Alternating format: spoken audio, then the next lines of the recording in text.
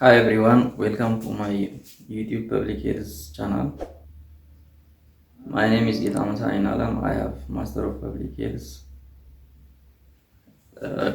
In this channel, you will find a lot of informations or topics about public health disciplines, including the introduction to public health by itself, biostatistics, epidemiology, and other public health related disciplines. Having said this, today we will be discussing about the models of disease causations, the 19th century and the 20th century. In the previous session, we have seen about the definitions of health and determinants of health. If you want to get information about those topics, those sessions, you can find it at the end of the screen. So I hope you will get good information about this topic.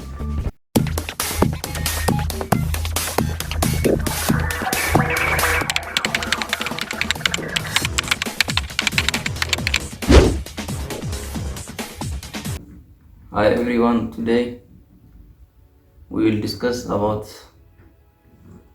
the top 8 models of disease causations. First of all, we will see the 19th century models, and second, the 20th century models of causation. We said that there are top 8 models, 4 from 19th and 4 from 20th.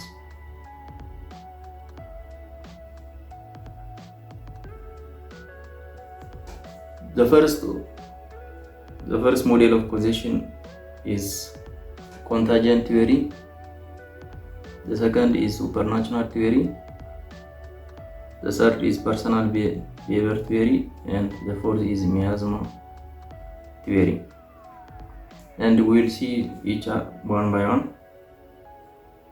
The first one is contagion theory. According to this theory, first of all, it was begun it was common during the beginning of 19th century. Most official disease prevention activities were based on the hypothesis that illness is contagious, and it required keeping sick people away from well people, the institution of quarantine of ships, setting up military cordons around infected towns, isolation of households if they were infected, fumigating or washing the bed and clothing of the sick. So this contagion theory, the first theory, it mainly focus on the illness of the patient being transmitted from one person to another. So according to this theory, disease is caused by transmission from one person to another person, from ill person to healthy person. Thus, the drawbacks of this theory were there were too many instances where people become ill regardless of their isolation from human contact, and too many people who nursed the dying and carried their bodies to the graveyard remained well. So the first drawback is even though people are isolated, still they could get ill regardless of their isolation. The second drawback or limitation is many people who nursed the dying and who carried their bodies to their graveyard or to their burial place, they remained well even so despite their contact. So these are the drawbacks. Okay, according the second theory, models of causation is supernatural theory. The proponents of This theory argues that supernatural forces cause disease. Disease prevention measures based on this theory were important to the religious people. The views among them was that this is a punishment of transgression of God's law. Here you see God's law. It is taught that according to this theory, not respecting or following God's law is responsible for the cause of the evil.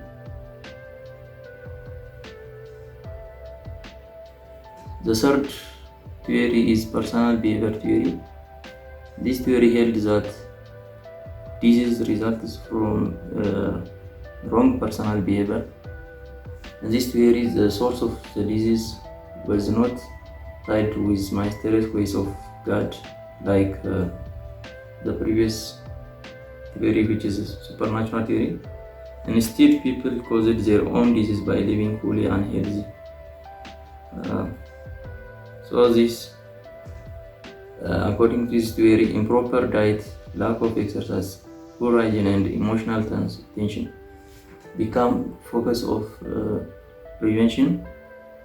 That means, according to this theory, the cause of disease is wrong personal behaviors like improper diet, having improper diet, lack of physical exercise, not doing physical exercise regularly, or sedentary life, steady life, staying at the same place without movement, for example, like office work, staying in the office for a longer time without significant movement. Poor hygiene and emotional tension are responsible. This theory doesn't blame the poor for the illness, and in many aspects it was homage to middle class life. The fourth and the final theory from the 19th century is miasma theory. This theory argues that the disease is caused by the odor of decaying organic materials. It dates back to Hippocratic idea that disease is related to climate. It contrasted sharply from other three theories since it conceptually separated the source of the disease from the victim of the disease. The previous three theories, they blame the individual person for the cause of the disease, but this theory instead blames the environment of the person, not the person himself.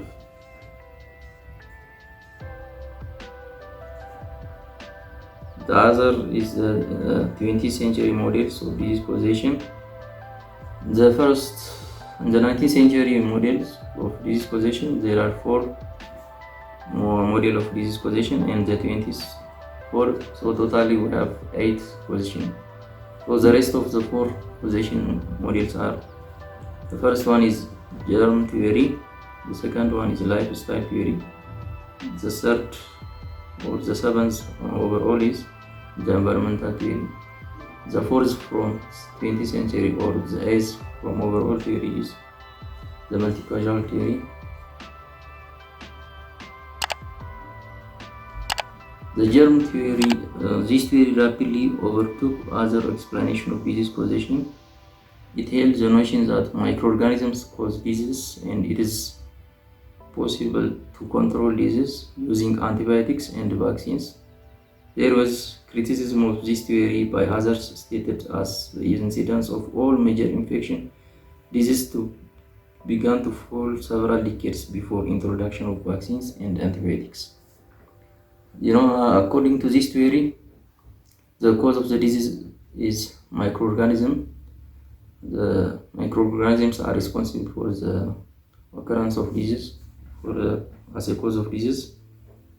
So according to this theory, antibiotics and vaccines can control disease, but there is criticism on this theory because even after the introduction of antibiotics, there were a lot of diseases. and also before the introduction of antibiotics, just because of increasing the rising the living standard of the people who are responsible for the reduction of disease, not the discovery of antibiotics and vaccines. The second is the lifestyle theory, which is the sixth overall theory. This holds that unhealthy lifestyles are causes for disease. This is because of unhealthy lifestyle, this happen to a person according to this theory. This hypothesis blames stress, lack of exercise, and use of alcohol and tobacco and improper nutrition for most chronic diseases. This theory rejects the notion central to classical germ theory that a single disease has a single etiology. Instead, they emphasize the interrelatedness of many variables in disease causality, and principally those under the control of the individual. Nevertheless, this approach resembles the germ theory because it conceives disease as an individual event. It is similar to germ theory because it conceives disease as an individual event, but the difference between germ theory and the lifestyle theory is that prevention, instead of requiring physicians' administration, demand personal behavior change. So the difference is here. The critics surrounding this theory state that the change for lifestyle requires overall social change, so they think that it is difficult to implement this theory. The third theory is the environmental theory. According to environmental theory, significant number of chronic diseases are caused by toxins in the environment. It recommends disease prevention instead of requiring medical treatments or hygiene. The first aspect of the environmental hypothesis is occupational hazard.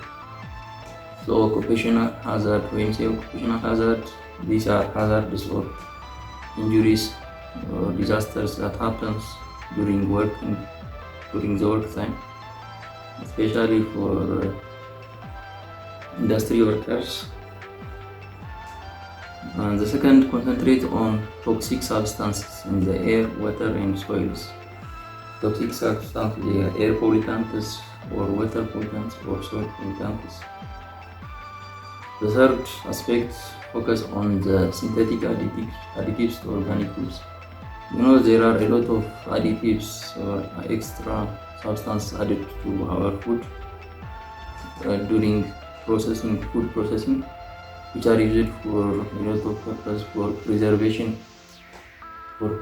of food, or for changing the color of the food, or for another various purpose. But these finally have a lot of effect on our health, including cancer and other problems. So they are, according to the environmental theory, these are also responsible for the cause of disease. The fourth from the 20th century, or the final model of causation of disease is the multi-causal theory. It is also called the wave of disease causation. The theory expresses that there are multiple factors for a cause of single theory entity, but it is incapable of directing a truly effective disease prevention policy. Its shortcomings are: it gives few clues about how to prevent disease. The actual prevention policies, it implies inefficient in many ways. There is a gap between what it promises and what epidemiologists deliver.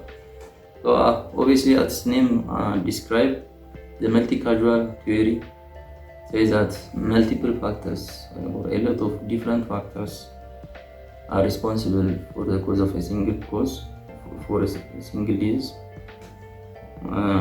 For example, unhealthy lifestyle or germ or whatever another cause of disease. Various diseases are responsible, but it doesn't clearly explain which one is the most dominant. So this is a shortcoming of the implementation of this theory.